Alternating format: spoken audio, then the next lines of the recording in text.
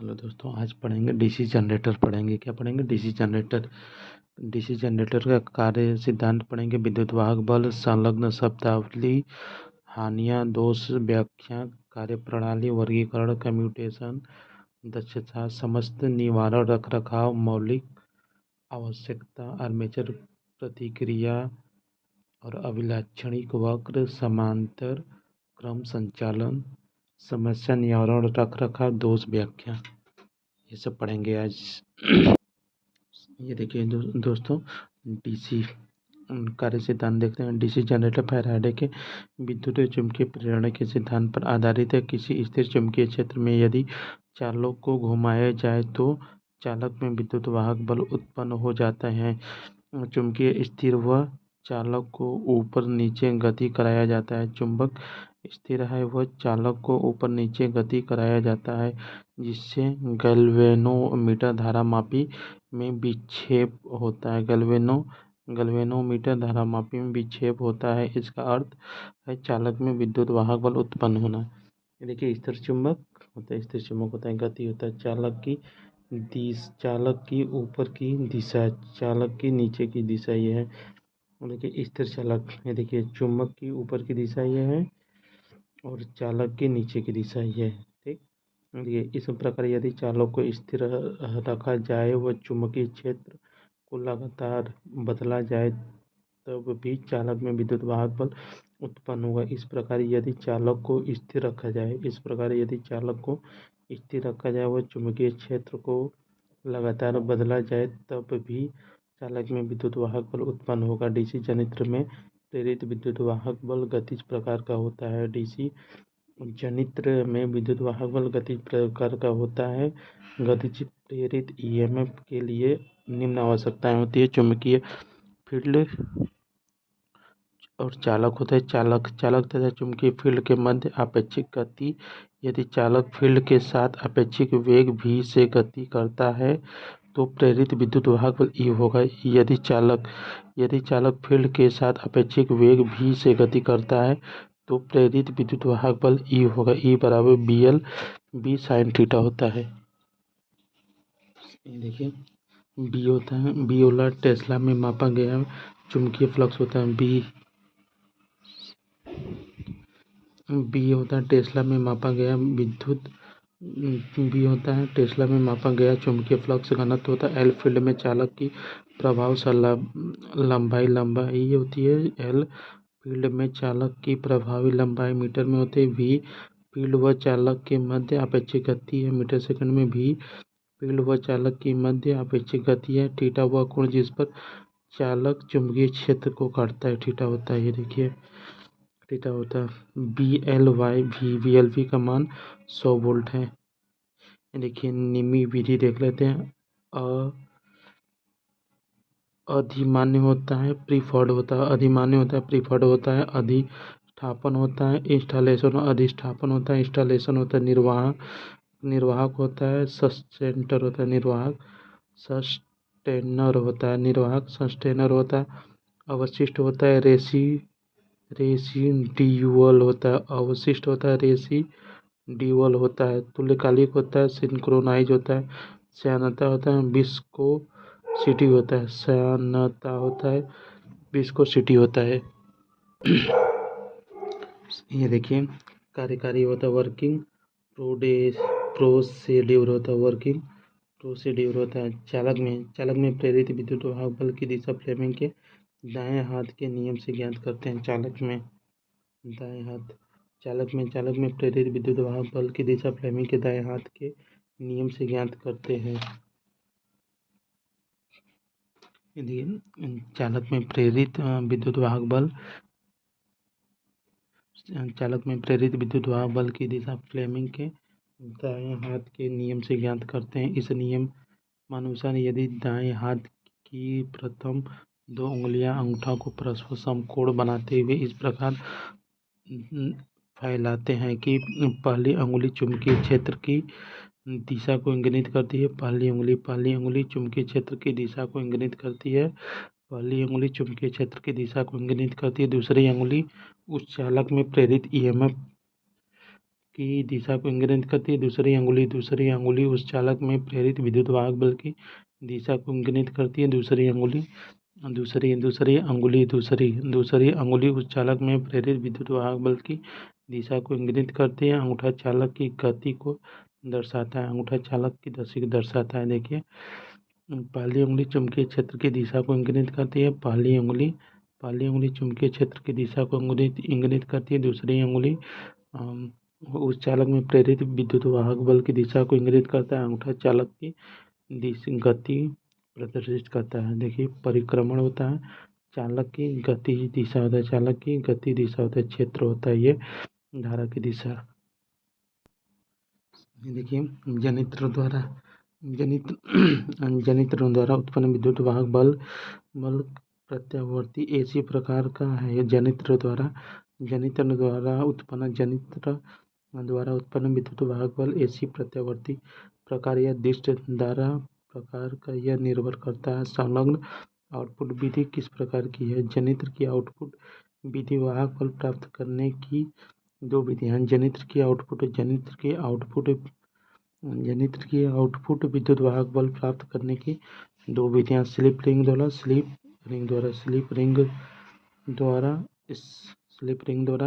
Ring द्वारा। जनित्र की output विद्युत वाहक बल प्राप्त करने की दो विधियां। स्लिप रिंग द्वारा, स्प्लिट रिंग द्वारा। ये देखिए, स्लिप रिंग है, क्या है ये? स्लिप रिंग है। देखिए, स्थिर ब्रूस है, ये क्या है? ब्रूस है, ये भार है। देखिए, समय 90, 180, 270, 60, 360। देखिए, इस प्रकार इस विधि से प्राप्त आउटपुट ऐसी प्रकार का होता है। इस विधि में आर्मेचर लूप को दो स्लिप रिंग से जोड़ा जाता है। स्लिप रिंग सामान्यतः दो धातु, तांबे या पीतल से निर्मित होते हैं। स्लिप रिंग सामान्यतः दो धातु, तांबे या पीतल से निर्मित होते हैं जो आर्मेचर शाफ्ट पर अचालक पदार्थ की सहायता से स्थापित की जाती है तथा कार्बन ब्रूस के संपर्क में रहती है। देखिए, जब लूप ए बी दक्षिण दिशा में गति करता है और उस ध्रुव के समीप रहता है तो फ्लेमिंग के नियमानुसार धनात्मक विद्युत वाहक बल उत्पन्न होता है। इस प्रकार दक्षिण ध्रुव के निकट आने पर ऋणात्मक विद्युत वाहक बल पैदा होता है। इस प्रकार स्लिप रिंग प्रत्येक आधे समय में क्रमशः धनात्मक तथा ऋणात्मक विद्युत वाहक बल उत्पन्न करती है। इस प्रकार स्लिप रिंग प्रत्येक आधे समय में क्रमशः धनात्मक तथा ऋणात्मक विद्युत वाहक बल उत्पन्न करती है तथा प्राप्त विद्युत वाहक बल प्रत्यावर्ती स्वभाव का होता है। देखिए, स्लिप रिंग है। इस विधि से प्राप्त आउटपुट पल्सेटिंग डीसी प्रकार का होता है। इस विधि से प्राप्त आउटपुट पल्सेटिंग डीसी प्रकार का होता है। इसमें दो स्लिप रिंग के स्थान पर दो भागों में बटी केवल एक स्लिप रिंग का प्रयोग किया जाता है। इसमें दो स्लिप रिंग के स्थान पर दो भागों में बटी केवल एक स्लिप रिंग का प्रयोग किया जाता है। चित्र में लूप खंड ए बी वामावर्त दिशा में गति करता है और उत्तरी ध्रुव के समीप रखता है। उसमें धनात्मक विद्युत वाहक बल उत्पन्न होता है। इस प्रकार जब लूप खंड दक्षिणावर्त दिशा में गति करता है तो ऋणात्मक विद्युत वाहक बल उत्पन्न होता है और जुड़ी स्लिप रिंग ऋणात्मक हो जाती है। इस स्थिति में ब्रूस बी के संपर्क में होने पर यह आउटपुट माइनस विद्युत वाहक बल प्रदान करता है जो चित्र में दर्शाता है। देखिए, व्यापारिक स्तर पर प्रयोग में लिया जाने वाले डीसी जनित्र में अनेक खंडों में विभिन्न स्लिप रिंग प्रयोग की जाती है जिसे दिक् परिवर्तक कहते हैं। लूप की ऊर्जा स्थिति एफ तथा एच के लूप में नगण्य विद्युत वाहक बल उत्पन्न होता है क्योंकि वहाँ लूप खंड ए बी एवं सी डी किसी प्रकार का फ्लक्स छेदन नहीं करते हैं क्योंकि संपूर्ण फ्लक्स के लूप के बीच गुजर जाते हैं। देखिए इस प्रकार काम करता है डीसी जनरेटर, इस प्रकार चलता है कट कट, इधर से फिर इधर से फिर इधर से फिर इधर से। देखिए मौलिक आवश्यकता फंडामेंटल रिक्वायरमेंट मौलिक आवश्यकता है फंडामेंटल रिक्वायरमेंट। चुंबकीय क्षेत्र, मैग्नेटिक फील्ड, आर्मेचर, दिक् परिवर्तक, कम्यूटेटर और ब्रश होता है। यांत्रिक ऊर्जा मैकेनिकल एनर्जी होता है। ये देखिए टर्मिनल होता है, ये लोड जंक्शन होता है। देखिए टर्मिनल होता है, यहाँ लोड जंक्शन होता है, यहाँ पर कैपेसिटर लगा होता है, यहाँ पर क्लैप लगा होता है, क्लैप लगा रहता है। ये देखिए विंडो स्ट्रैप है, एंटी ड्राइव एंड हैंड है यहाँ पे। एंड कवर रिटेनिंग होता है, एंड कवर रिटेनिंग कैप है, एंड कवर रिटेनिंग कैप है। यहाँ पर ब्रूस गियर है, यहाँ पर ब्रूस गियर है। कम्यूटेटर यहाँ पर ये कम्यूटेटर है। ये क्या है? आर्मेचर है। ये क्या है? आर्मेचर है। ये क्या है? योक है। आर्मेचर वाइंडिंग है। ये क्या है? Field winding. ये क्या है? Field winding. सॉफ्ट पट्टी है। ये क्या? बॉल बियरिंग है। ये ball bearing. Laminated field terminal cover है। दमनक बॉक्स है। ये देखिए डीसी मशीन, वह मशीन जो यांत्रिक ऊर्जा को विद्युत ऊर्जा में बदल दे। डीसी जनित्र को घूर्णी प्रवर्धक भी कहा जाता है। वह मशीन जो यांत्रिक ऊर्जा को विद्युत ऊर्जा में बदल दे। डीसी जनित्र को घूर्णी प्रवर्धक भी कहा जाता है। यांत्रिक ऊर्जा, डीसी जनित्र, विद्युत ऊर्जा। देखिए टर्मिनल चिन्ह BIS 4718 4718 से 1975 के अनुसार निर्दिष्ट कम्यूटेटर मशीन के लिए चिन्हात्मक नीचे दिए गए अनुसार है। वाइंडिंग को बड़े अक्षरों से प्रदर्शित करना चाहिए। वाइंडिंग के अंत और मध्य बिंदु के अंक से व्यक्त किया जाता है। देखिए निर्दिष्ट धारा के लिए वाइंडिंग, देखिए निर्दिष्ट धारा के लिए वाइंडिंग अक्षर वर्ग के प्रथम भाग से चयनित है। निर्दिष्ट वाइंडिंग के लिए वाइंडिंग अक्षर वर्ण के प्रथम भाग से चयनित है। A1 A2 होता है, B1 B2 होता है। दो टर्मिनल के साथ आर्मेचर वाइंडिंग, दो टर्मिनल के साथ कम्यूटेटर वाइंडिंग है। दो आर्मेचर के साथ आर्मेचर वाइंडिंग, दो टर्मिनल के साथ कम्यूटेटर वाइंडिंग, दो टर्मिनल के साथ कंपनसेटिंग वाइंडिंग। ये क्या है? दो टर्मिनल के साथ कंपनसेटिंग वाइंडिंग। और एक दो टर्मिनल के साथ सीरीज वाइंडिंग। दो टर्मिनल के साथ ये क्या है? Series winding. दो टर्मिनल के साथ कंपनसेटिंग वाइंडिंग होता है। दो टर्मिनल के साथ शंट उत्तेजित वाइंडिंग। दो टर्मिनल के साथ शंट उत्तेजित वाइंडिंग है। ये क्या है? दो टर्मिनल के साथ शंट उत्तेजित वाइंडिंग है। ये क्या है? दो टर्मिनल के साथ सीरीज उत्तेजित वाइंडिंग है। दो टर्मिनल के साथ सीरीज उत्तेजित वाइंडिंग है। देखिए विद्युत वाहक बल समीकरण। 5 वेबर में प्रतिलोपन फ्लक्स। 5 वेबर में प्रतिलोपन फ्लक्स। जेड आर्मेचर चालकों की संख्या, खांचों की संख्या इंटू प्रति खांचा चालकों की संख्या। पी जनित्र में पोल संख्या। पी जनित्र में पोल संख्या होता है N प्रति मिनट आर्मेचर चक्र। N प्रति मिनट आर्मेचर चक्र। ए समांतर पथों की संख्या है। ई जनित्र में EMF है। प्रति चक्र में प्राप्त चालक फ्लक्स परिवर्तन की दर। औसत विद्युत वाहक बल बराबर होता है d∅/dt होता है। फैराडे के नियम के अनुसार प्राप्त डीसी मशीन में उत्पन्न विद्युत वाहक बल E बराबर N P∅Z/60A होता है। आर्मेचर में दो प्रकार की वाइंडिंग की जाती है। लैप वाइंडिंग में समांतर पथों की देखिए लैप वाइंडिंग होते हैं। लैप वाइंडिंग में समांतर पथों की संख्या पोलों की संख्या के बराबर होती है। लैप वाइंडिंग में समांतर पथों की संख्या पोलों की संख्या के बराबर होता है। A बराबर AP होता है। लैप वाइंडिंग में समांतर पथों की संख्या पोलों की संख्या के बराबर होती है। A बराबर P होती है। लैप वाइंडिंग में उत्पन्न विद्युत वाहक बल का मान Eg बराबर 5Zn/60 होता है। लैप वाइंडिंग A बराबर P होता है। बाइंडिंग लैप बाइंडिंग में ए बराबर पी होता है। वेव बाइंडिंग में ए बराबर 2 होता है। वेव बाइंडिंग में ए बराबर 2 होता है। वेव बाइंडिंग में ए बराबर 2 होता है। देखिए बाइंडिंग में हमेशा समांतर पथों की संख्या ए बराबर 2 होता है। वेव बाइंडिंग में समांतर पथों की संख्या 2 होती है। अतः वेव बाइंडिंग में उत्पन्न विद्युत वाहक बल होता है Eg बराबर N पी फाइव जेड अपन में 60/2 होता है। वेव बाइंडिंग में EMF P अपन में 2 इंटू बाइंडिंग EMF होता है। ये देखिए दोस्तों, wave binding, lap binding. Wave binding और लैप बाइंडिंग। वेव बाइंडिंग में समांतर पथ होते हैं। वेव बाइंडिंग में समांतर पथ होते हैं। लैप बाइंडिंग में समांतर पथ की संख्या ध्रुवों की संख्या के बराबर होती है। लैप बाइंडिंग में समांतर पथों की संख्या ध्रुवों की संख्या के बराबर होती है। लैप बाइंडिंग में समांतर पथों की संख्या ध्रुवों की संख्या के बराबर होती है।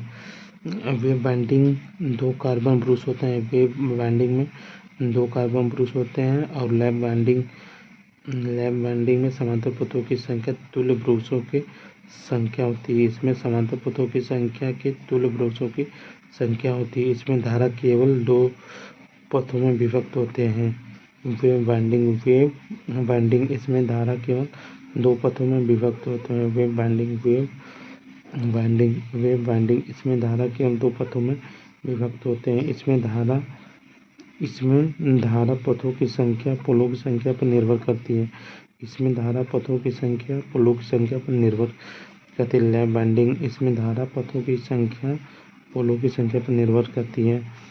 वेव बाइंडिंग निम्न धारा व उच्च वोल्टता है तो प्रयोग लिया जाता है। वेव बाइंडिंग को निम्न धारा व उच्च वोल्टता है तो प्रयोग लिया जाता है। वेव बाइंडिंग को निम्न धारा व उच्च वोल्टता है तो प्रयोग में लिया जाता है। लैप बाइंडिंग को निम्न वोल्टेज व उच्च धारा है तो प्रयोग लिया जाता है। निम्न वोल्टेज व उच्च धारा है तो प्रयोग में लिया जाता है। आर्मेचर प्रतिरोध की गणना विधि माना कि आर्मेचर में समांतर पथों की संख्या P है। डीसी जनरेटर पृथक उत्तेजित जनित्र स्व उत्तेजित जनित्र पृथक उत्तेजित जनित्र स्व उत्तेजित जनित्र स्थायी चुंबक जनित्र होता है। इलेक्ट्रो स्व उत्तेजित जनित्र में स्थायी चुंबक जनित्र इलेक्ट्रोमैग्नेटिक जनित्र होता है। इलेक्ट्रोमैग्नेटिक जनित्र में होता है श्रेणी जनित्र, शंट जनित्र, यौगिक जनित्र। और यौगिक जनित्र में short shunt compound, long shunt compound होता है। यौगिक जनित्र में short shunt compound, long shunt compound होता है। और लॉन्ग शंट में होता है कम्युलेटिव होता है, डिफरेंशियल होता है। और कम्युलेटिव में under compound, level compound, over compound होता है। देखिए डीसी पृथक उत्तेजित जनित्र सेपरेटली एक्साइटेड डीसी जनरेटर होता है। वह डीसी जनरेटर जिसके क्षेत्र का उत्तेजन किसी अनिर्दिष्ट धारा स्रोत द्वारा किया जाता है उसे पृथक उत्तेजित डीसी जनरेटर कहते हैं। वह डीसी जनरेटर जिसके क्षेत्र का उत्तेजन किसी अनिर्दिष्ट धारा स्रोत द्वारा किया जाता है उसे पृथक उत्तेजित डीसी जनरेटर कहते हैं। यह पृथक डीसी स्रोत डीसी शंट अथवा बैटरी हो सकता है। ये देखिए लाभ, एडवांटेज। आर्मेचर में विकसित वैद्युत शक्ति P बराबर EI होता है। स्वउत्तेजित जनित्र की तुलना में टर्मिनल वोल्टता प्रायः स्थायी रहती है। स्वउत्तेजित जनित्र की तुलना में टर्मिनल वोल्टता प्रायः स्थायी रहती है क्योंकि फील्ड परिपथ प्रेरित वोल्टेज से स्वतंत्र रहती है। पृथक उत्तेजित डीसी जनित्र में फील्ड पूर्णतः स्वतंत्र होती है, इसलिए आर्मेचर में ड्रम फील्ड फ्लक्स को प्रारंभ नहीं करता। पृथक उत्तेजित डीसी जनित्र में फील्ड पूर्णतः स्वतंत्र रहती है।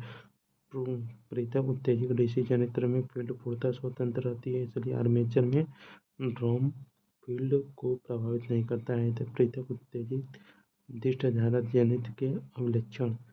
देखिए खुला परिपथ, इस चुंबकीय परिपथ भी कहते हैं खुला परिपथ, इसे चुंबकीय अभिलक्षण भी कहते हैं। खुला परिपथ अभिलक्षण, इसे चुंबकीय अभिलक्षण भी कहते हैं। यह ओपन सर्किट वोल्टता तथा क्षेत्र धारा के मध्य खींचा जाता है। ये देखिए खुला परिपथ वोल्टेज, खुला परिपथ वोल्टेज ये है, इधर धारा है, खुला परिपथ है। E बराबर NP/Z अपन में 60A होता है। E डायरेक्टली प्रोपोर्शनल 5 होता है, E डायरेक्टली प्रोपोर्शनल IF होता है। E बराबर KIF होता है। I फील्ड धारा है, FIF जो फील्ड धारा है। DC देखिए पृथक उत्तेजित डीसी जनित्र के अंततः वह बाह्य अभिलक्षण लोड धारा एवं टर्मिनल वोल्टता के मध्य खींचा जाता है। ये देखिए टर्मिनल वोल्टता, वोल्टेज ड्रॉप, ये क्या वोल्टेज ड्रॉप है। आंतरिक वक्र है E है, आंतरिक वक्र भी Y है। ओमिक हानियाँ, ये क्या ओमिक हानियाँ है। देखिए स्व उत्तेजित दिष्ट धारा वह जनित्र जिसमें चुंबकीय क्षेत्र का उत्तेजन स्वयं उत्पन्न होने वाली दिष्ट धारा प्रदान अर्थात आर्मेचर की निर्गत वोल्टता द्वारा होता है, उसे सेल्फ एक्साइटेड जनित्र कहते हैं। वह जनित्र जिसमें चुंबकीय क्षेत्र का उत्तेजन स्वतः उत्पन्न होने वाली दृष्ट धारा प्रदाय अर्थात आर्मेचर की निर्गत होता है उसे सेल्फ एक्साइटेशन जनित्र कहते हैं। सेल्फ एक्साइटेड जनित्र मुख्यतः 3 प्रकार के होते हैं। श्रेणी जनित्र, शंट जनित्र, कंपाउंड जनित्र। दिष्ट धारा जनित्र में स्व उत्तेजक के लिए आवश्यकता है। Required condition for self excitation DC generator. देखिए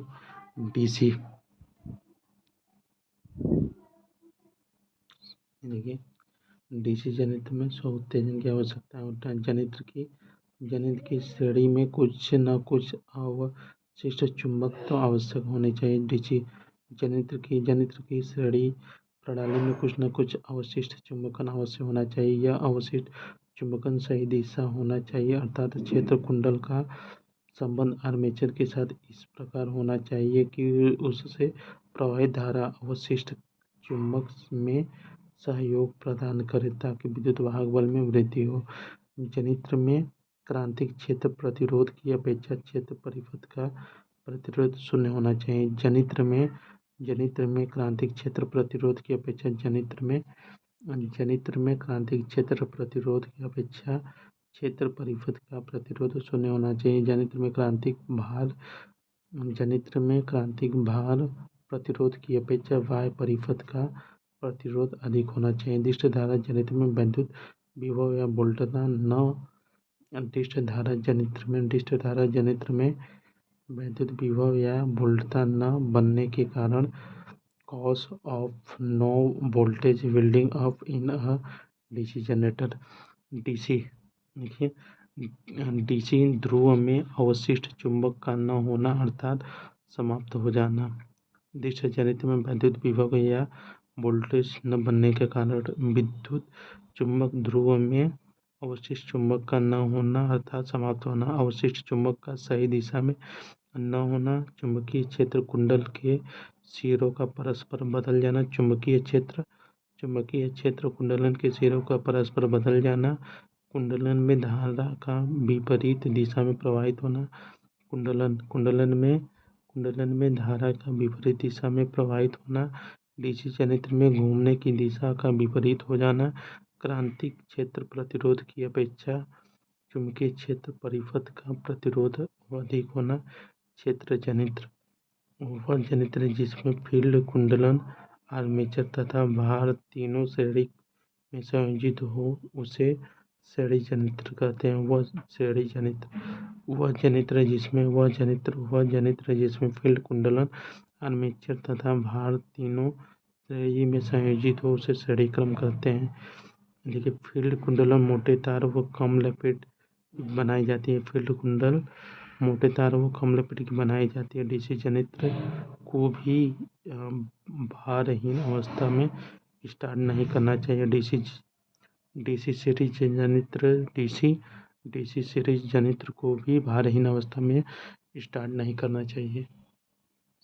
देखिए सीरीज जनित्र के अभिलक्षण। सीरीज जनित्र के अभिलक्षण होता है इस प्रकार के जनित्र में 3 महत्वपूर्ण वृद्धियाँ होती हैं। सीरीज जनित्र का चुंबकीय अभिलक्षण, खुले अभिलक्षण भी कहते हैं, या वक्र नो लोड वोल्टता तथा फील्ड एक्साइटेशन धार के मध्य खींचा जाता है। ये देखिए नो लोड आर्मेचर वोल्टेज है। ये देखिए चुंबकीय वक्र है। ये क्या है? फील्ड रेजिस्टेंस लाइन है। फील्ड धारा। सीरीज जनित्र का आंतरिक अभिलक्षण। सीरीज जनित्र का आंतरिक अभिलक्षण होता है वह सीरीज जनित्र का आंतरिक अभिलक्षण यह वक्र आर्मेचर में उत्पन्न वोल्टेज तथा लोड धारा के मध्य खींचा जाता है। यह वक्र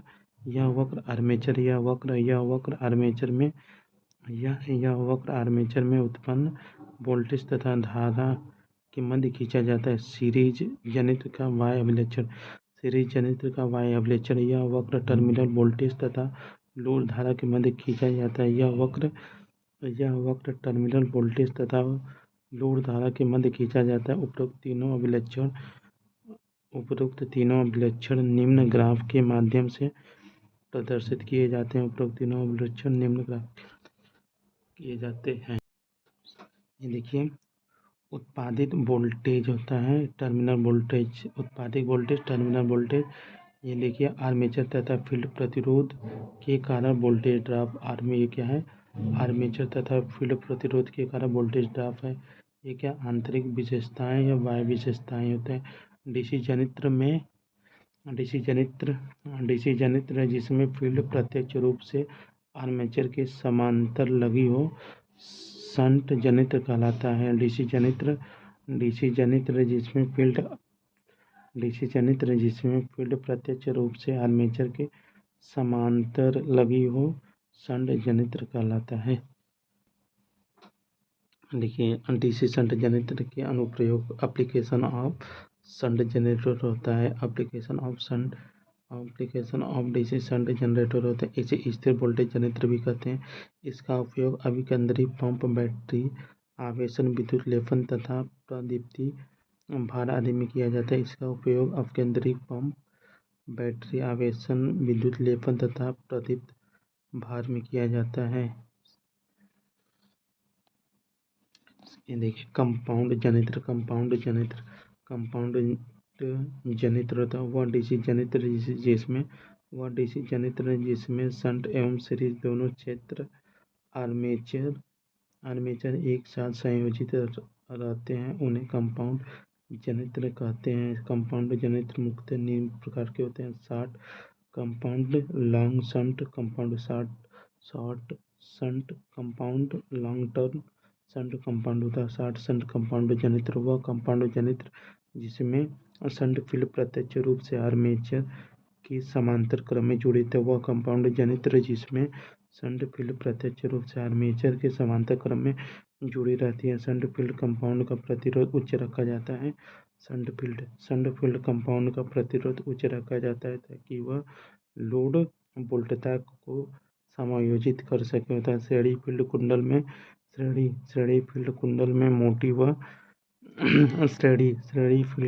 मोटी व कम टर्न होते हैं जो सीधा लोड के श्रेणी क्रम में संयोजित होते हैं। श्रेणी फील्ड कुंडल में मोटी व कम टर्न होते हैं जो सीधे लोड की श्रेणी से जुड़ा रहता है। देखिए वह कंपाउंड जनित्र जिसमें शंट फील्ड प्रत्यक्ष रूप से आर्मेचर तथा सीरीज फील्ड दोनों के समांतर रहती है, परंतु यदि शंट फील्ड तथा श्रेणी फील्ड की बात करें तो यह आर्मेचर के साथ कुछ समांतर तथा श्रेणी में जुड़ी रहती है। लॉन्ग शंट तात्पर्य शंट आर्मेचर तथा श्रेणी दोनों में समांतर में होता है।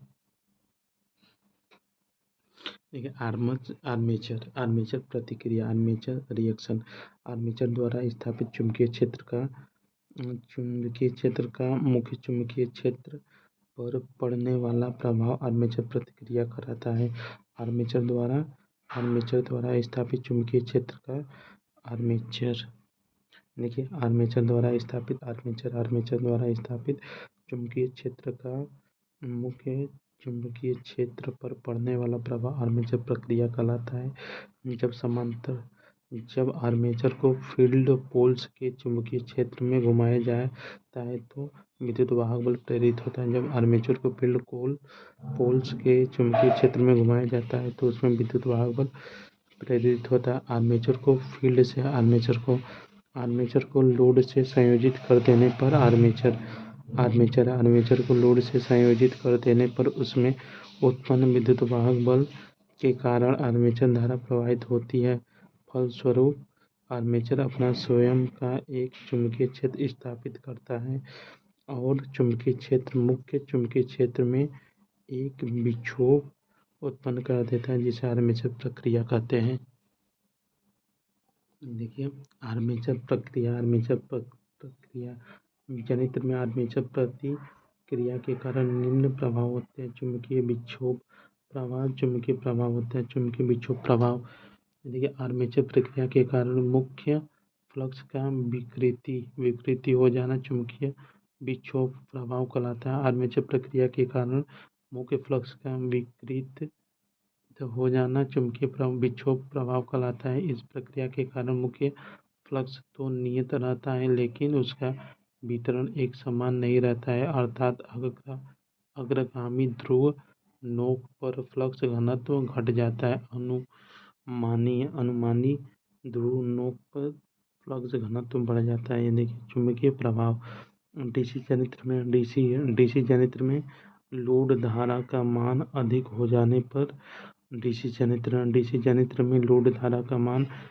हो जाने पर आर्मेचर फ्लक्स के कारण मुख्य फ्लक्स का मान कम हो जाना, जिसे विद्युत चुंबकीय प्रभाव कहलाता है। यह प्रक्रिया अग्र पोल शीघ्र के निकट अधिक मात्रा में संपन्न होती है। फलस्वरूप जनित्र द्वारा उत्पादित विद्युत वाहक बल का मान घट जाता है। आर्मेचर प्रक्रिया प्रभाव का निराकरण remedy of armature reaction effect होता है। इस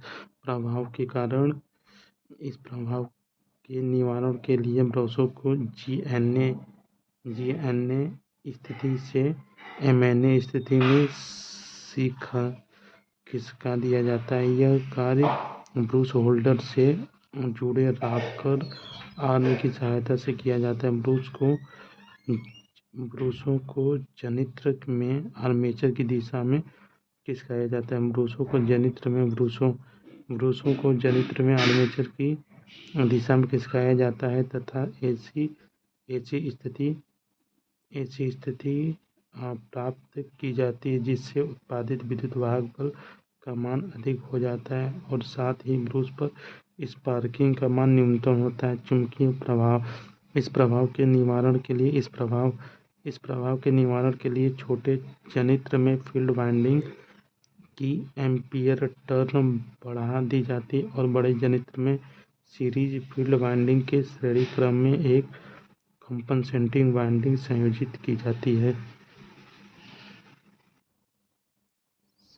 देखिए प्रतिकारी कुंडलन होता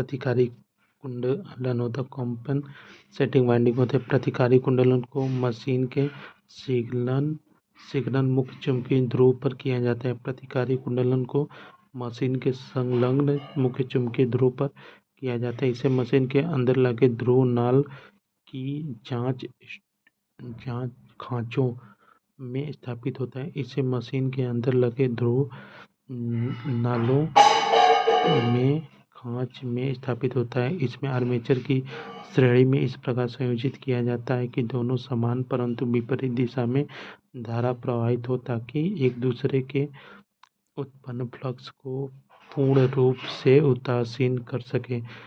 इसे दृढ़ मशीन में क्रॉस मैग्नेटाइजेशन आर्मेचर प्रतिक्रिया को प्रभाव को उदासीन करने के लिए प्रयोग किया जाता है। इससे एम्पीयर टर्न का मान आर्मेचर के क्रॉस मैग्नेटाइज एम्पीयर टर्न के तुल्य हो जाता है।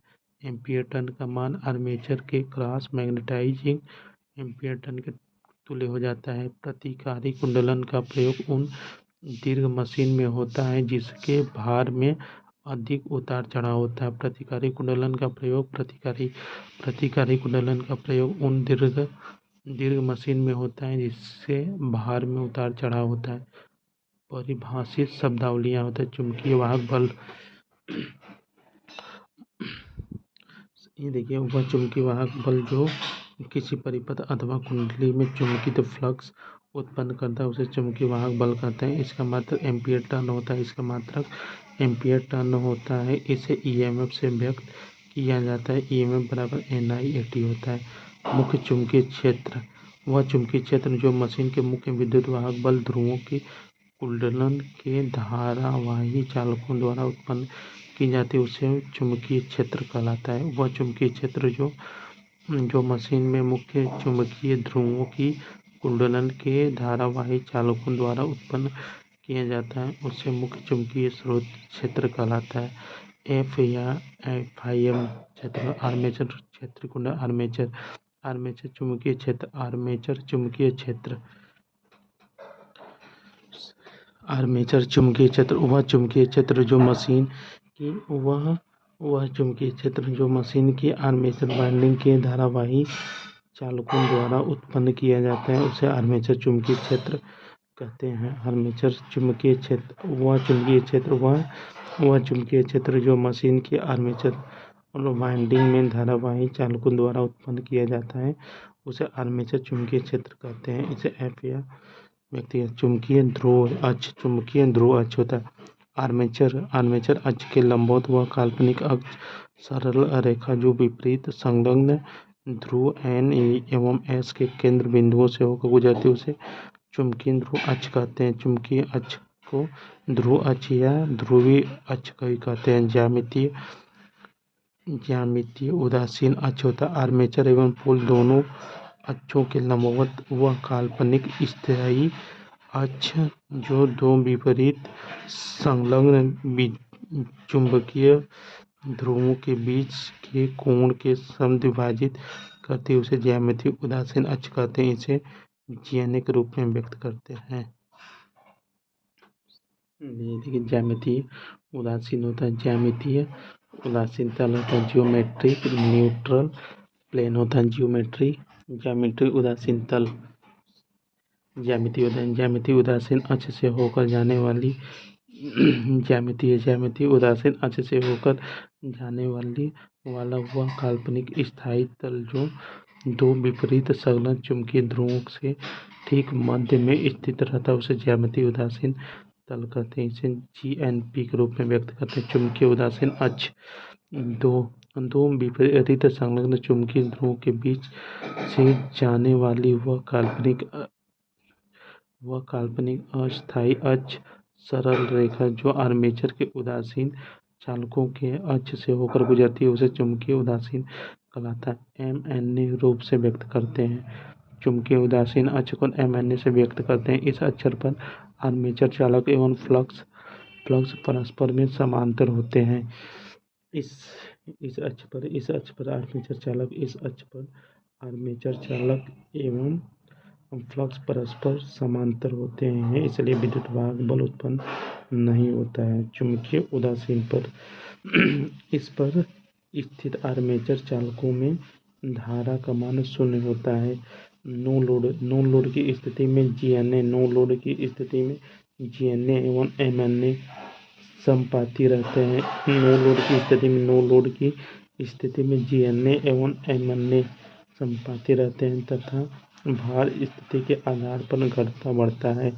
चुंबकीय उदासीन तल होता है। चुंबकीय उदासीन अक्ष से होकर गुजरने वाला वह काल्पनिक स्थायी तल जिस पर चुंबकीय फ्लक्स घनत्व का मान शून्य होता है जिस पर चुंबकीय चालकों में धारा का मान शून्य होता है उसे चुंबकीय उदासीन तल कहते हैं। इसे MNP द्वारा व्यक्त करते हैं। देखिए, अंगूठी चुंबकीय होता है।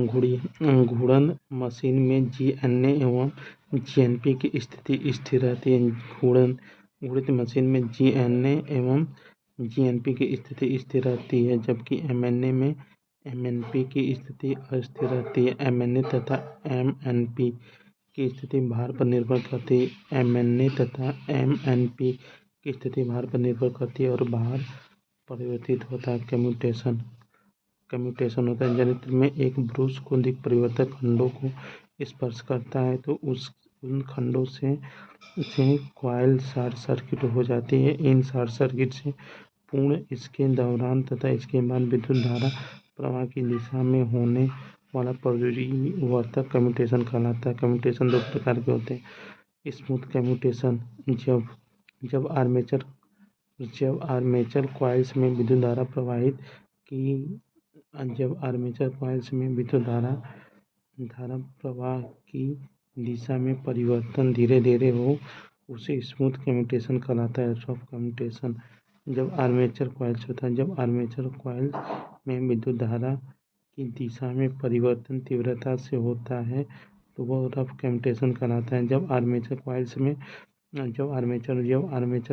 में विद्युत धारा प्रवाह की दिशा में परिवर्तित तीव्रता से होता है तो वह रफ कम्यूटेशन कहलाता है। इस प्रकार के कम्यूटेशन से ब्रूशों पर स्पार्किंग उत्पन्न हो जाती है। ये देखिए, स्पार्किंग चालकों में विद्युत धारा प्रवाह आकस्मिक रुक जाने अथवा प्रारंभ हो जाने की स्थिति में कुछ इलेक्ट्रॉन्स अनियंत्रित होकर वायु में कूद जाते हैं और अपनी तीव्र गति के कारण वायु कणों से घर्षण कर लेते हैं। चिंगारी उत्पन्न होती है जिसे स्पार्किंग कहते हैं। डीसी जनरेटर में स्पार्किंग ब्रूस के बीच उत्पन्न होने वाली स्पार्किंग का मुख्य कारण कम्यूटेटर और अर्थात आर्मेचर कॉइल्स में विद्युत वाहक बल की दिशा में परिवर्तित होना है। स्पार्किंग के प्रभाव, स्पार्किंग के कारण दिक् परिवर्तन पर कार्बन जम जाता है। स्पार्किंग के कारण दिक् परिवर्तन पर कार्बन जम जाता है और उसे खंड शॉर्ट सर्किट हो जाता है। स्पार्किंग के कारण दिक् परिवर्तन पर कार्बन जम जाता है और उससे खंड शॉर्ट सर्किट हो जाता है। दिक् परिवर्तक की सतह, देखिए, स्पार्किंग के कारण दिक् परिवर्तक इतना गर्म हो जाता है, दिक् परिवर्तक की सतह इतनी स्पार्किंग के कारण दिक् परिवर्तक पर कार्बन जम जाता है और इसके खंड शॉर्ट सर्किट हो जाते हैं। स्पार्किंग के कारण दिक् परिवर्तक पर कार्बन जम जाता है और उसके खंड शॉर्ट सर्किट हो जाता है। दिक् परिवर्तन की सतह इतनी खुरदरी हो जाती है कि ब्रूस उससे चिपका नहीं रहता है बल्कि उछलता रहता है और इस कारण स्पार्किंग की मात्रा बढ़ जाती है। स्पार्किंग के कारण दिक् परिवर्तन इतना गर्म हो जाता है कि उससे खंडों से जुड़े आर्मेचर कॉइल टर्मिनल का सोल्डर पिघल जाता है और जोड़े खुल जाते हैं। स्पार्किंग का निवारण इलिमिनेशन होता है। इलिमिनेशन ऑफ स्पार्किंग, उच्च प्रतिरोध वाले ब्रूस के प्रयोग होता है। उच्च प्रतिरोध वाले कार्बन ब्रूस प्रयोग करने पर कम्यूटेशन धीरे धीरे संपन्न होता है और स्पार्किंग मात्रा घट जाती है। उच्च प्रतिरोध वाले कार्बन ब्रूस प्रयोग करने से कम्यूटेशन धीरे धीरे उत्पन्न होता है और स्पार्किंग मात्रा घट जाती है। प्रतिरोध धारा के प्रयोग से आर्मेचर कॉइल टर्मिनल और प्रतिरोध धारा के प्रयोग से आर्मेचर कॉइल टर्मिनल के श्रेणी क्रम में प्रतिरोध तार संयोजन से रफ कम्यूटेशन में परिवर्तित हो जाता है। आर्मेचर कॉइल टर्मिनल के श्रेणी क्रम में प्रतिरोध तार संयोजन से रफ कम्यूटेशन में परिवर्तित हो जाता है। इस प्रकार विद्युत धारा प्रवाह की दिशा विद्युत धारा प्रवाह की दिशा के परिवर्तन में अधिक समय लगता है और फलस्वरूप आर्मेचर कॉइल में उत्पन्न होने वाले स्थैतिक प्रेरक विद्युत वाहक बल का मान घट जाता है। स्पार्किंग भी घट जाती है। देखिए आर्मेचर कॉइल स्पार्किंग प्रतिरोध वाले कार्बन ब्रश का प्रयोग करके कम्यूटेशन धीरे धीरे संपन्न होता है।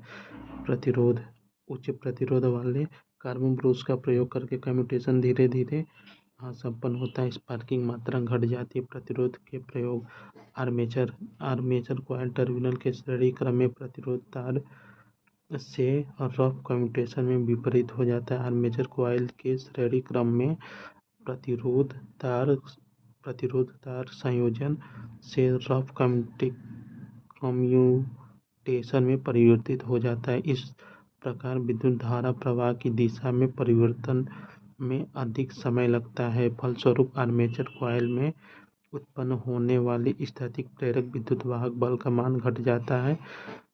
परिमाणात्मक स्पार्किंग भी घट जाती है। इंटरपोल विधि होता है। देखिए प्रतिरोध तार विधि आर्मेचर कॉइल टर्मिनल के श्रेणी में प्रतिरोध तार संयोजन में रफ कम्यूटेशन में परिवर्तित हो जाता है। इस प्रकार विद्युत धारा की दिशा में परिवर्तन में अधिक समय लगता है। फलस्वरूप आर्मेचर कॉइल में उत्पन्न होने वाले स्थैतिक प्रेरित विद्युत वाहक बल का मान घट जाता है। स्पार्किंग भी घट जाती है। इंटरपोल विधि होता है मुख्य फील्ड पोल्स के बीच मुख्य फील्ड पोल्स के बीच स्थापित किए गए छोटे फील्ड पोल्स इंटरपोल्स कहलाते हैं। मुख्य पोल होता है मुख्य फील्ड पोल्स के बीच स्थापित किए गए छोटे फील्ड पोल्स इंटरपोल्स कहलाते हैं। इसका प्रयोग स्पार्किंग घट जाती है। इंटरपोल्स होता है डीसी जनरेटर में कम्यूटेशन के कारण दिक् परिवर्तक तथा ब्रशों के बीच उत्पन्न होने वाली स्पार्किंग के निवारण के लिए मुख्य डीसी जनरेटर में कम्यूटेशन के कारण दिक् परिवर्तक तथा ब्रश के बीच उत्पन्न होने वाले स्पार्किंग के निवारण के लिए मुख्य फील्ड फ्लक्स के बीच स्थापित किए गए छोटे पोल्स इंटरपोल कहलाते हैं। डीसी जनरेटर कम्यूटेशन के कारण दिक् परिवर्तक तथा ब्रशों के बीच उत्पन्न होने वाले स्पार्किंग के निवारण के लिए मुख्य फील्ड पोल्स के बीच स्थापित किए गए छोटे पोल्स इंटरपोल्स कहलाते हैं। इंटरपोल की संख्या मुख्य फील्ड के बराबर होती है। इंटरपोल की संख्या फील्ड पोल के बराबर होती है तथा जनरेटर के लिए इंटरपोल की ध्रुवता आर्मेचर की ध्रुवता घुमाव इंटरपोल की संख्या फील्ड पोल के बराबर होती है तथा जनरेटर के इंटरपोल की ध्रुवता आर्मेचर की घुमाव दिशा में तथा मोटर के लिए इंटरपोल की ध्रुवता आर्मेचर की घुमाव दिशा में पीछे वाले मुख्य पोल की ध्रुवता के समान रखी जाती है। ये देखिए ये पोल्स होता है। ये पोल्स आर्मेचर वाइंडिंग तथा सीरीज फील्ड वाइंडिंग के श्रेणी क्रम में संयोजित होते हैं। यह अतिरिक्त मैग्नेटो मोटिव फोर्स उत्पन्न करता है जो कुंडली में उत्पन्न रिएक्टेंस वोल्टेज का विरोध करती है, जिसके फलस्वरूप कुंडली में उत्पन्न परिमाण वोल्टेज शून्य हो जाता है और कम्यूटेशन के दौरान कुंडली में कोई स्पार्किंग नहीं होती है। डीसी घुमाव ज्ञात होता है। डीसी जनरेटर घूर्णन दिशा में आगे वाले पोल के समान और डीसी मोटर घूर्णन दिशा में पीछे वाले मुख्य पोल के समान। डीसी मोटर घूर्णन दिशा में पीछे वाले मुख्य पोल के समान। डीसी जनरेटर घूर्णन दिशा में आगे वाले मुख्य पोल के समान। डीसी मोटर घूर्णन दिशा में पीछे वाले मुख्य पोल के समान। हानियाँ मशीन की हानियाँ ज्ञात कर उसकी दक्षता का निर्धारण किया जाता है। मशीन की हानियाँ ज्ञात कर उसकी दक्षता का निर्धारण किया जाता है। इसके अलावा मध्यम व बड़े आकार की मशीनों के लिए वास्तविक लोड की व्यवस्था संभव नहीं है, अतः हानियों को ज्ञात करना निर्णय करना है। हानियाँ देखिए हानियाँ स्थिर हानियाँ परिवर्तित हानियाँ में आता है कॉपर हानि, स्ट्रेस हानि। परिवर्तित हानि में कॉपर हानि, स्ट्रे हानि आती है और कॉपर हानि में आर्मेचर कॉपर हानि, फील्ड कॉपर हानि आती है। कॉपर हानि में आर्मेचर कॉपर हानि फील्ड कॉपर हानि। ये देखिए परिवर्तित हानियाँ होती है। स्टेट हानि में कॉपर स्टेट लोड हानि, कॉपर स्टेट लोड हानि और कोर स्टेट लोड हानि, कॉपर स्टेट लोड हानि, कोर स्टेट लोड हानि। और ये देखिए स्थिर हानियों में आती है कोर या आयरन हानि होती है। कोर या स्थिर हानि में कोर या आयरन हानि, मैकेनिकल हानि आती है। कोर या आयरन हानि, मैकेनिकल हानि। और कोर या आयरन हानि में हिस्टैरिसीस एंड एडी धारा हानि, हिस्टैरिसीस हानि एंड एडी धारा हानि आती है। मैकेनिकल हानि में फ्रीक्वेंसी हानि और विंडोज हानि, मैकेनिकल हानि में फ्रीक्वेंसी हानि, विंडोज हानि होती। स्थिर हानि इस प्रकार की हानियों का लोड से प्रत्यक्ष संबंध नहीं होता है तथा लोड परिवर्तन से ये अप्रभावी रहती है। इस प्रकार की हानियों का लोड से प्रत्यक्ष संबंध नहीं होता है तथा लोड परिवर्तन से ये अप्रभावी रहती है। इन्हें दो भागों में वर्गीकृत किया गया है, कोर तथा आयरन हानियाँ। कोर तथा आयरन हानियाँ जब आर्मेचर फील्ड द्वारा उत्पन्न चुंबकीय फ्लक्स में घूमता है। जब आर्मेचर फील्ड द्वारा उत्पन्न चुंबकीय फ्लक्स में घूमता है तो कोर में चुंबकीय तथा अचुंबकीय के कारण कई हानियाँ आयरन हानियाँ कहलाती है। चुंबकीय तथा अचुंबकीय के कारण हुई हानियाँ आयरन हानियाँ कहलाती हैं। इन्हें दो वर्गों में वर्गीकृत किया गया है, स्थैतिक तथा भंवर धारा हानि। देखिए स्थैतिक ह्रास होता है जब आर्मेचर का कोर एक पोल से दूसरे पोल पर गुजरती है तो विचुंबकीय के कारण हुई हानियाँ स्थैतिक ह्रास में शामिल हो जाती है। स्थैतिक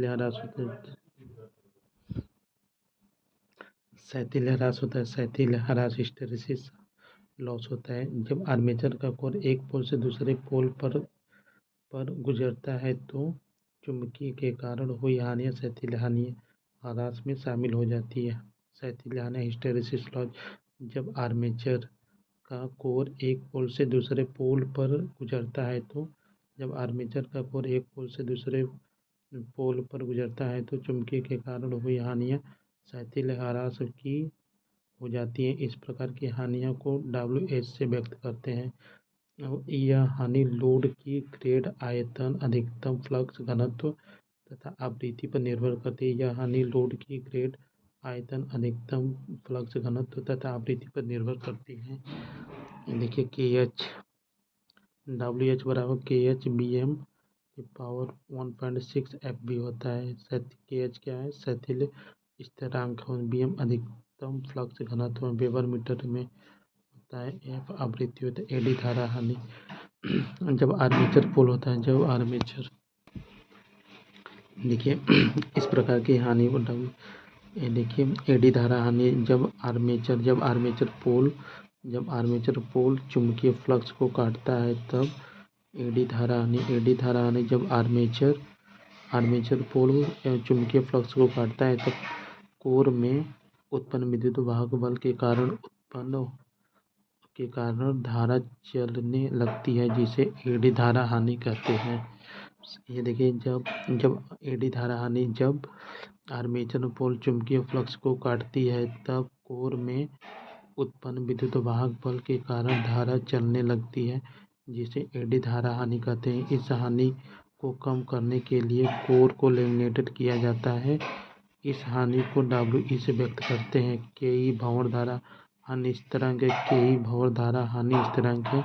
BM अधिकतम फ्लक्स घनत्व वेबर मीटर में। BM अधिकतम फ्लक्स घनत्व वेबर मीटर में। F आवृत्ति है। यांत्रिक हानियाँ आर्मेचर के वायु में घर्षण से, बियरिंग के घर्षण से तथा ब्रूसों के दिक् परिवर्तन से घर्षण होने वाली क्षतियाँ यांत्रिक क्षति कहलाती। इसका मान लोड रहित अवस्था से पूर्ण लोड अवस्था तक लगभग नियत रहता है। परिवर्तित हानि ताम्र हानि। परिवर्तित हानियाँ तो वेरिएबल लॉसेस। यह विद्युत शक्ति की वह क्षति है जो आर्मेचर तथा फील्ड कुंडल के प्रतिरोध एवं ब्रूसेस के संपन्न प्रतिरोध के कारण उत्पन्न होती है। ताप हानियाँ यह वैद्युतिक शक्ति की वह क्षति है जो आर्मेचर तथा फील्ड कुंडल के प्रतिरोध एवं ब्रूसेस के संपर्क प्रतिरोध के कारण उत्पन्न होती है। ताम्र का मान लोड परिवर्तन के साथ परिवर्तित होता है। ताम्र का क्षति मान लोड परिवर्तन के साथ परिवर्तन होता है। शंट फील्ड हानि IH तो सीरीज फील्ड वाइंडिंग होता है। स्टेट हानि होता है लोड स्ट्रे हानि होता है लोड हानि प्लस यांत्रिक हानि। स्टेट हानि लोड हानि प्लस यांत्रिक हानि होता है। नियत हानि लोड हानि प्लस नियत हानि होता है। स्टेट हानि हानि होती है लो हानि प्लस यांत्रिक हानि होता है। नियत हानि होता है लो हानि प्लस यांत्रिक हानि। शंट वाइंडिंग होता है और स्थिर हानि आर्मेचर हानि प्लस सीरीज हानि होता है। कुंडल हानि नियत हानि प्लस अस्थिर हानि। कुंडल कुल हानि बराबर होता है नियत हानि प्लस अस्थिर हानि।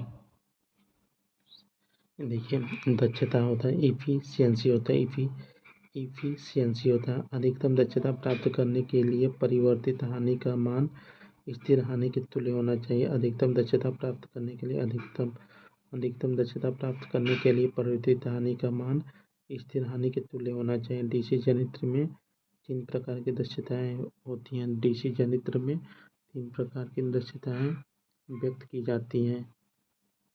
उत्पन्न इलेक्ट्रिक इनपुट बटे में यांत्रिक इनपुट। वैद्युत दक्षताएं एनई बराबर वैद्युत दक्षताएं बराबर होता है वैद्युत दक्षता को म्यू ई से दर्शाते हैं इलेक्ट्रिक इफिशियंसी होता है EFFICIENCY। देखिए यांत्रिक दक्षता बराबर होता है उत्पन्न इलेक्ट्रिक इनपुट बटे में यांत्रिक इलेक्ट्रिक इनपुट।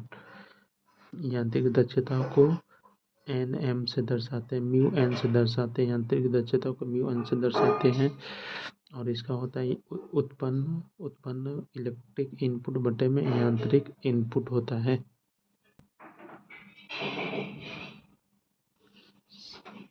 यांत्रिक होता है यांत्रिक दक्षता बराबर होता है उत्पन्न इलेक्ट्रिक इनपुट बटे में यांत्रिक इलेक्ट्रिक इनपुट होता है। वैद्युत दक्षता बराबर इलेक्ट्रिक पावर इनपुट वैद्युतिक दक्षता बराबर इलेक्ट्रिक पावर आउटपुट। वैद्युत दक्षता बराबर इलेक्ट्रिक पावर आउटपुट बटे में उत्पन्न electric input electrical power output बटे में उत्पन्न वैद्युतिक इनपुट होता है। व्यवसायी या संपूर्ण दक्षता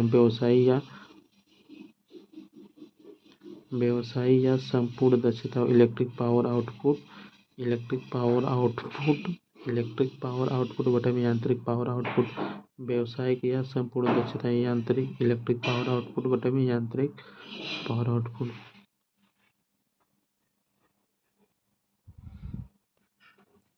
देखिए समांतर प्रचालन की आवश्यकता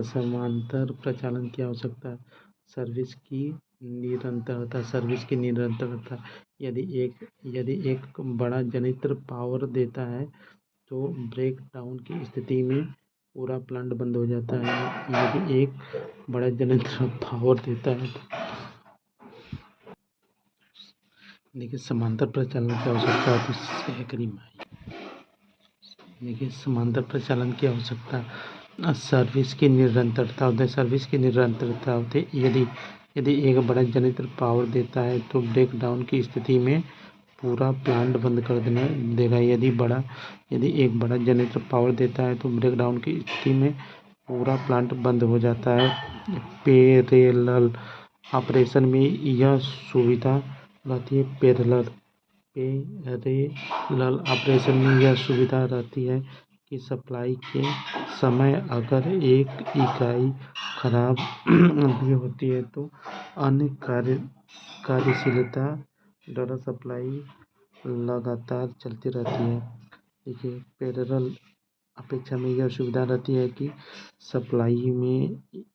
सप्लाई के समय अगर एक यूनिट खराब हो जाती है तो अन्य कार्यशीलता इकाइयों द्वारा सप्लाई लगातार चलती रहती है।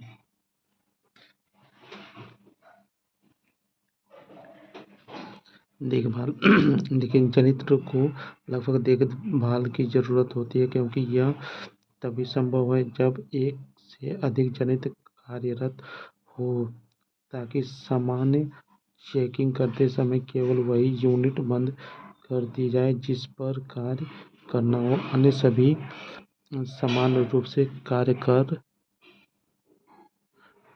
रहे हों।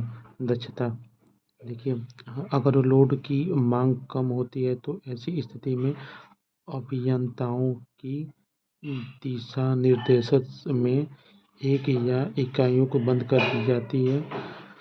आवश्यकता हानि कम हो जाती है, यंत्र की दक्षता बढ़ जाती है। प्लांट की क्षमता बढ़ाना, यदि आवश्यकता हो तो समांतर संयोजन द्वारा भविष्य में जनित्र की नई श्रृंखलाओं को जोड़ा जाता है। प्लांट की नई श्रृंखलाओं को जोड़ा जाता है ताकि निर्माण और विकासित की दृष्टि से आवश्यकता है। डीसी जनित्र को समांतर करने की शर्तें होती हैं। जनित्र द्वारा प्रदत्त आउटपुट वोल्टेज समान होना चाहिए। समांतर किए हुए जनित्र की ध्रुवता समान होना चाहिए। समांतर क्रम होता है। डीसी कंपाउंड जनित्र को समांतर क्रम में चलाना होता है। इसमें एक इक्विलाइजर प्रयोग किया जाता है। समांतर इक्विलाइजर होते हैं डीसी कंपाउंड जनित्र में समांतर में चलाना, इसमें एक इक्विलाइजर प्रयोग होता है। प्रथम डीसी कंपाउंड जनरेटर जो पहले से चल रहा है में द्वितीय जनित्र को जोड़ता है। इक्विलाइजर द्वितीय जनित्र को जोड़ता है जो पहले चला है। प्रथम द्वितीय जनित्र की गति पहले के समान होती है। प्रथम द्वितीय जनित्र की गति पहले के समान होती है। देखिए, बस बार परिपथ ऐसे होता है। ये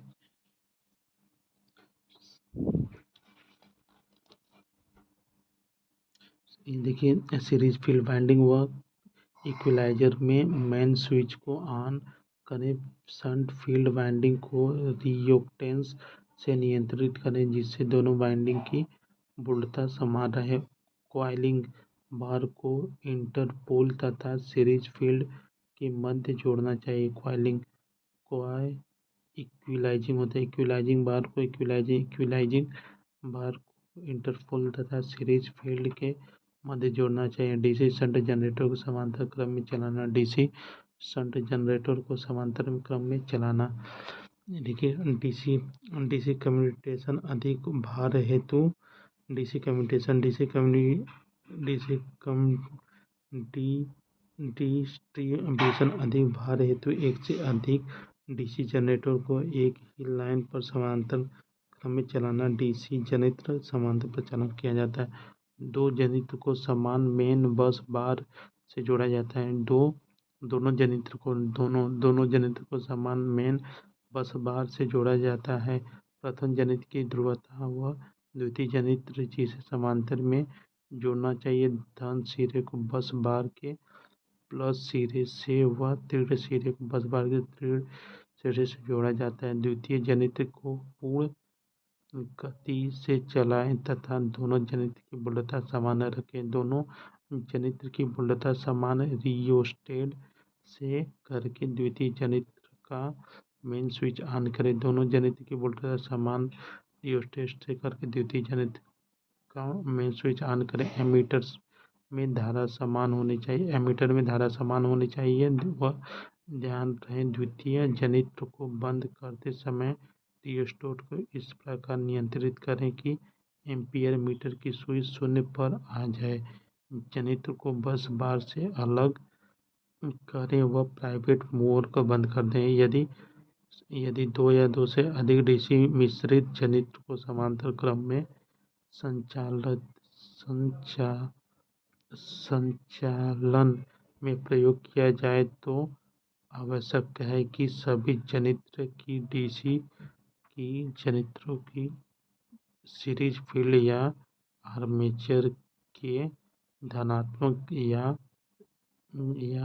ऋणात्मक साइड के समान सीधे क्रम में डीसी जनित्र के उपयोग यह आर्क लाइटिंग और आर्क वेल्डिंग के लिए प्रयोग में लिया जाता है। इसे डिस्ट्रीब्यूशन सिस्टम में वोल्टेज बूस्टर की भांति प्रयोग किया जाता है। ये देखिए, शंट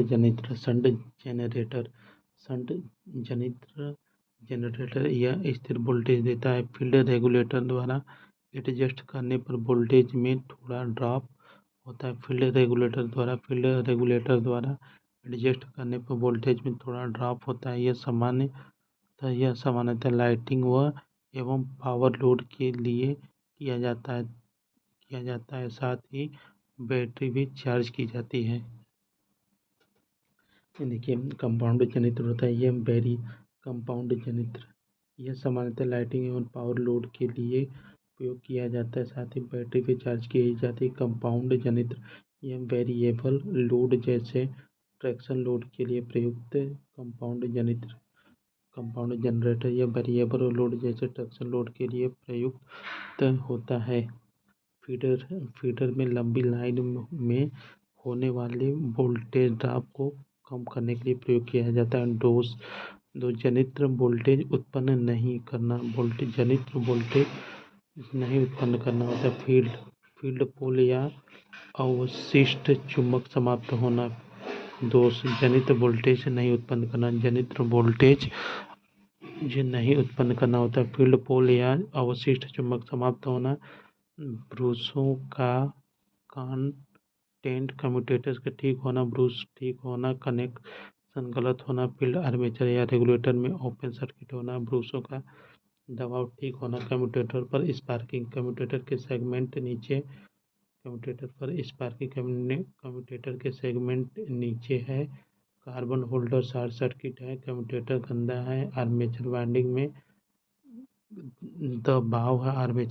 दबाव है। इंटरपोल ध्रुवता उल्टी है। मशीन पर लोड अधिक है। इंटरपोल ध्रुवता अधिक है तो कम्यूटेटर में स्पार्किंग होगा। इंटरपोल ध्रुवता अधिक है, उल्टी है। इंटरपोल ध्रुवता उल्टी है, मशीन में पर लोड अधिक है।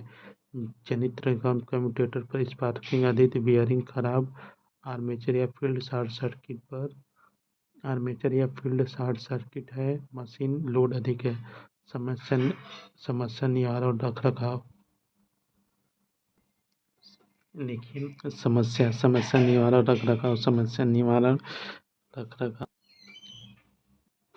देखिए, समस्या निवारण रखरखाव। जनित्र में लगे सभी उपकरण की जांच करें और दोष को तुरंत दूर करें। जनित्र के दिक् परिवर्तन तथा ब्रश की सफाई करें। आवश्यकता होने पर स्टेटर तथा मोटर की पुनः वाइंडिंग करें। उत्पन्न ऊष्मा एवं प्रवालन के संपूर्ण प्रक्रिया की जांच करें। जनित्र की बियरिंग में स्नेहक की जांच करें। टूटे तारों का तुरंत हटाएं और जनित्र की वायरिंग में स्नेहक की जांच करें तथा टूटे तारों को तुरंत हटाएं। जनित्र संबंधित सभी जांचों को फाइलों में पुष्टि करें तथा नियमित निरीक्षण को स्वभाव बनाएं। देखिए, जनित्र संबंधित सभी जांच को फाइलों में पुष्टि करें तथा नियमित निरीक्षण को संभव बनाएं। देखिए, जनित्र की समस्या निवारण होता है। जनित्र की समस्या निवारण रखरखाव। डीसी जनित्र के प्रचालन हेतु नियमित रखरखाव। निम्न जनित्र के आसपास का क्षेत्र को साफ करें। बियरिंग तथा स्नेहक की कमी होने पर तुरंत सत्यता या उपलब्ध तथा सुनिश्चित करें। जनित्र में आर्मेचर आवाज उत्पन्न होने पर तुरंत ईंधन सप्लाई बंद करें अर्थात जनित्र बंद करें। डीसी जनित्र की देखभाल। समय समय पर जनित्र की सफाई करते रहें। जनित्र की सफाई करते रहें। जनित्र के आवश्यक भागों को पेंट करें। जनित्र में प्रयुक्त ईंधन तेल साफ करें। यदि आवश्यक हो तो तेल में बदलाव करें। सुनिश्चित करें कि जनित्र कुंडल को पानी की पहुंच तो नहीं है, पानी के संपर्क नहीं आने से शॉर्ट कर सकता है। जनरेटर गंदा होने पर चिकनी जगहों पर पेट्रोल से साफ करें। कारण निवारण। देखिए, शंट व सीरीज फील्ड के कनेक्शन गलत होने पर कनेक्शन को चेक करें और बदल दें। कम्यूटेटिव डिफरेंशियल जनित्र के फील्ड कनेक्शन गलत हो सही से संयोजित करें। कम्यूटेशन पर स्पार्किंग अधिक हो रही है। ब्रूस चेक करें। जरूरत हो तो बदल दें। देखिए परीक्षा उपयोगी महत्वपूर्ण तथ्य। डीसी जनित्र की रेटिंग किलोवाट में दी जाती है। डीसी जनित्र में डीसी कॉइल और रोटर को यांत्रिक संतुलन प्रदान करती है। जनित्र में फील्ड पोल्स की न्यूनतम संख्या 2 होती है। जनित्र में फील्ड पोल की न्यूनतम संख्या 2 होती है। आर्मेचर का प्रतिरोध अल्प अथवा 1 ओम से कम होता है। आर्मेचर का प्रतिरोध अल्प अथवा 1 ओम से अधिक कम होता है। जनित्र में प्रेरित ईएमएफ गतिक डायनेमिक प्रकार का होता है। जनित्र वोल्टेज उत्पन्न करता है और उससे यांत्रिक ऊर्जा की आवश्यकता होती है, जबकि एक मोटर टॉर्क उत्पन्न करता है। किसी डीसी जनित्र में एक मूलभूत अंतर यह है कि डीसी जनित्र में सर्पी वलय का प्रयोग होता है, जबकि डीसी जनित्र में कम्यूटेटर का प्रयोग होता है। किसी डीसी जनित्र तथा डीसी जनित्र में मूलभूत अंतर यह है कि डीसी जनित्र तथा डीसी मोटर, छोड़ दो इसको। देखिए चुंबकीय क्षेत्र में स्थिर उस तार को कंडक्ट करते हैं जिससे विद्युत भाग बल प्रेरित होता है। चुंबकीय क्षेत्र में प्रेरित उस तार को कंडक्टर करते हैं जिसमें विद्युत भाग बल प्रेरित होता है। देखिए चुंबकीय होता है। चुंबकीय क्षेत्र में स्थित उस तार को कंडक्टर करते हैं जिससे विद्युत भाग बल प्रेरित होता है। आर्मेचर में वायरिंग श्रेणी या समांतर क्रम में जुड़ी होती है। आर्मेचर में वायरिंग श्रेणी या समांतर क्रम में जुड़ी होती है। जनित्र आर्मेचर कोर में लेमिनेशन की मोटाई 0.35 मिलीलीटर से 0.5 मिलीलीटर होती है। जनित्र में कोर की लेमिनेशन की मोटाई 0.35 मिलीमीटर से 0.5 होती है। ऑटोमोबाइल में बैटरी की चार्ज करने के लिए शंट मोटर प्रयोग करते हैं। आर्मेचर प्रतिक्रिया के प्रभाव कम करने के लिए अंतर्वेश इंटरपोल प्रयोग करते हैं। आर्मेचर प्रतिक्रिया के प्रभाव को कम करने के लिए अंतर्वेश इंटरपोल का प्रयोग करते हैं। एडी डीसी जनित्र में वायु घर्षण हानि आर्मेचर गति के वर्ग के समानुपाती होते हैं। डीसी जनित्र में वायु घर्षण हानि आर्मेचर गति के समानुपाती होती है। जनित्र की अधिकतम दक्षता तभी होगी जब परिवर्तन हानि स्थिर हानि के तुल्य हो। इलेक्ट्रोमैकेनिकल वोल्टेज रेगुलेटर आमतौर पर जनित्र में इस्तेमाल किए जाते हैं। देखिए बड़ी क्षमता वाले जनरेटर में ब्रूस किस पदार्थ के बने होते हैं? कॉपर यानी तांबा का डीसी। एक डीसी जनरेटर की रेटिंग सामान्यतः किलोवाट में मापते हैं। डीसी जनरेटर की रेटिंग किलोवाट में व्यक्त करते हैं। केवीए में ट्रांसफार्मर नापते हैं। वोल्ट में वोल्टेज, एम्पियर में धारा को। ये देखिए डीसी जनरेटर में इंटरपोल फील्ड कॉइल को आर्मेचर वाइंडिंग के साथ सीरीज में जोड़ते हैं। डीसी जनरेटर में इंटरपोल फील्ड कॉइल को आर्मेचर वाइंडिंग के साथ श्रेणी में सीरीज में जोड़ते हैं। ठीक, श्रेणी या सीरीज।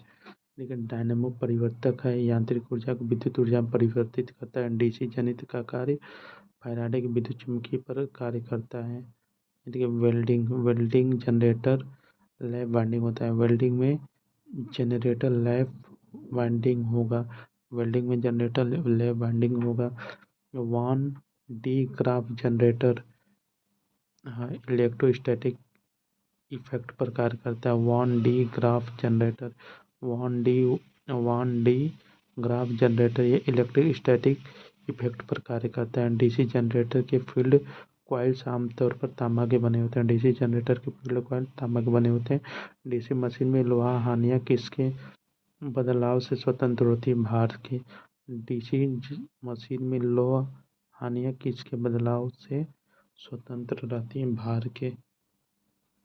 डीसी जनरेटर में मैकेनिकल डिग्री और इलेक्ट्रिकल डिग्री की संख्या समान होगी जब पोल की संख्या 2 है। डीसी जनरेटर में मैकेनिकल डिग्री और इलेक्ट्रिकल डिग्री की संख्या समान होगी जब पोल की संख्या 2 है। एक डीसी जनरेटर में चुंबकीय उदासीन अक्ष ज्यामितीय उदासीन अक्ष के साथ मेल खाता है पर कोई भार नहीं। एक डीसी जनरेटर में चुंबकीय अक्ष उदासीन अक्ष ज्यामितीय अक्ष के साथ मेल खाते पर कोई भार नहीं होता है। डीसी जनरेटर में निम्नलिखित घटकों में से कौन सी डीसी जनरेटर की प्रत्यक्ष धारा प्रदान करने के लिए महत्वपूर्ण भूमिका निभाता है? कम्यूटेटर। और ये देखिए, डीसी जनरेटर में क्रांतिक प्रतिरोध के प्रतिरोध को संदर्भित करता है, फील्ड होता है। एक डीसी जनरेटर में क्रांतिक प्रतिरोध के प्रतिरोध को संदर्भित करता है, फील्ड करता है। डीसी जनरेटर में लैप वाइंडिंग का प्रयोग किया जाता है कम वोल्टेज उच्च करंट के लिए। डीसी जनरेटर में लैप वाइंडिंग का प्रयोग किया जाता है कम वोल्टेज उच्च करंट के लिए। यदि कम्यूटेटर ब्रूश के लिए कार्बन प्रयोग करते हैं, निम्न में से किस प्रकार के ब्रूश के लिए वोल्टेज ड्रॉप कम से कम होने की उम्मीद की जाती है? धातु ग्रेफाइट ब्रश। देखिए, एक शंट होता है, एक शंट बाउंड होता है। एक शंट बाउंड डीसी जनरेटर द्वारा ईएमएफ उत्पन्न किया जाता है अब जबकि पोल फ्लक्स स्थिर रहता है। यदि जनरेटर की गति 2 गुना हो जाती है तो कितना ईएमएफ होगा? 2 गुना हो जाएगा, 2 ईएमएफ।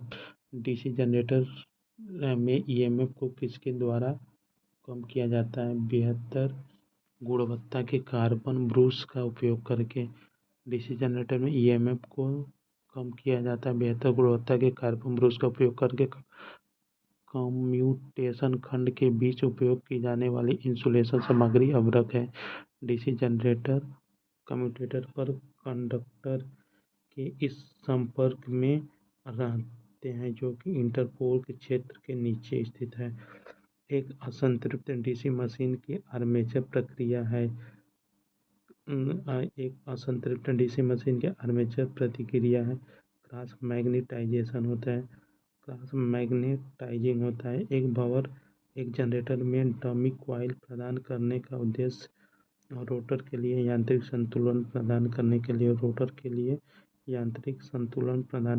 एक जनरेटर में डमी कॉइल प्रदान करने का उद्देश्य है रोटर में के लिए यांत्रिक संतुलन प्रदान करने के लिए।